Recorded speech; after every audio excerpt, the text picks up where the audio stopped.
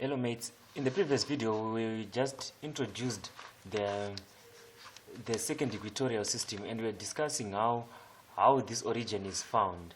The origin, I'm just going to call it V for now. This origin V, we've discussed how it's found and its advantages of it rotating with the earth, with the celestial sphere. So that is the main advantage of having this as the origin. So now let's see how the angles are going to be measured. I'm going to draw a slightly different diagram here. Slightly different diagram in orientation. So I'm just going to put the south celestial pole here and the north celestial pole on this side. So this is going to be our celestial axis. That is our celestial axis, and as we know, perpendicular to that is our celestial equator, like this. It goes at the back. This is going to be our core, or the way the earth is. And then we have what? We have our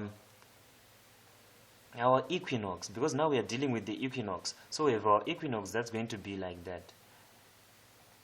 It is at an angle to the what? To the celestial equator. They are not parallel. It's going to be at an angle to the celestial equator, as we discussed. And I'm going to put my west on this side, and my east is going to be on this side. So now the sun, let's say the sun is here. The sun will move from west to east like this. So which means this is what? The V. This is the first point of Aries. That is going to be my ram, or the first point of Aries. So now that we have our origin, we now need to locate a star. Let me put the star here, star S. That's the one we want to locate. What happens is this. We are going to measure two angles. One angle, it will be the x coordinate, and the other will be the y coordinate, sort of. So now the x axis remains the celestial equator. In the first equatorial system, the x axis was the equator. It's fine. Here in the second equatorial system, as the name suggests, it's equatorial. So the x axis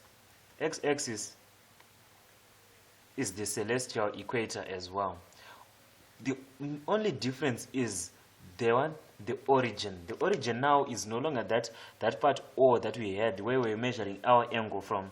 The main difference is now the origin, where we are measuring our angle from. We are measuring our angle from this point here, the first point of Aries. So here we would draw our circle nicely, the same way we did with the what? With the first equatorial system. We draw our angle nicely. But now let's call this point C, and we are going to call this point M, just as we called that point M where we measured our angle to. So we are going to call this point M where our circle meets our celestial equator. I hope you can see this is the celestial equator, because it's the one that is perpendicular to our celestial axis, and this is just our equinox that enables us to find this V. So our angle is going to be flat on our celestial equator that measures our x coordinate. And in the other difference, in this system, we measure through east. We do not measure through west like the hour angle. Our angle is measured through west. If we're measuring our angle, we're going to go through west, but in this system we measure our angle through east. So we are going to measure the angle from the origin to C, and then to this point M.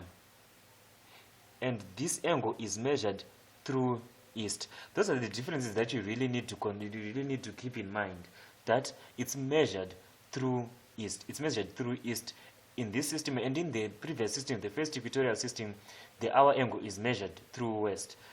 So we have our angle VCM. So our VCM measured eastwards from V in the plane of the celestial equator, meaning flat on the celestial equator, like we always do, in the plane of the celestial equator, from 0 degrees to 360 degrees, or from 0 hours to 24 hours. You know, a full circle will be 24 hours.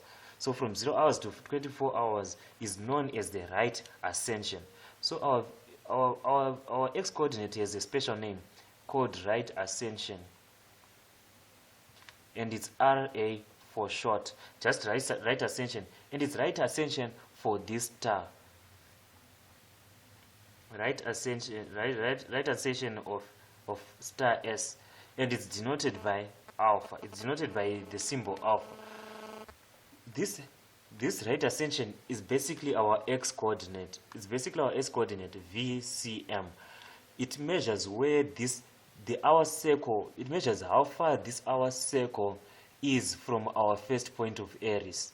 And as I said, the origin rotates with the celestial sphere. So this distance here from M to V remains constant because they are going to rotate together as the celestial sphere is rotating. So this is a fixed. The right ascension is a fixed value. It's a fixed value. If you tell someone that I'm looking at a star that is right ascension, let's just say 20 degrees, all they have to do is to find the first point of Aries. When they find the first point of Aries in the sky, they are going to be able to find this. They are going to be able to find this hour circle, because that is the one that is always 20 degrees from the right ascension, from the first point of Aries. So this is going to be right ascension, right? And then the other angle that we need, because now we have an hour circle, but we need to pinpoint where on the hour circle this point is. So we are just going to use the elevation that we have always used. The elevation we are going to use is just MCS, like we have always done. So now just how far above or below the celestial equator this star really is on that celestial on that hour circle. So we have our angle MCS, which is also called the declination, just like it was called the declination in the previous equatorial system, the first equatorial system. So it's called the declination, and we see its symbol is this one that confused me the other time. So it's declination of S. So now that we have we have defined our two coordinates, the right ascension and the declination. So now it will be time for us to see how we are going to use this right ascension and the declination. So in the next video, we're just going to do an example of using these and just getting into a bit of more theory. But now we have defined them. It's time, to use them.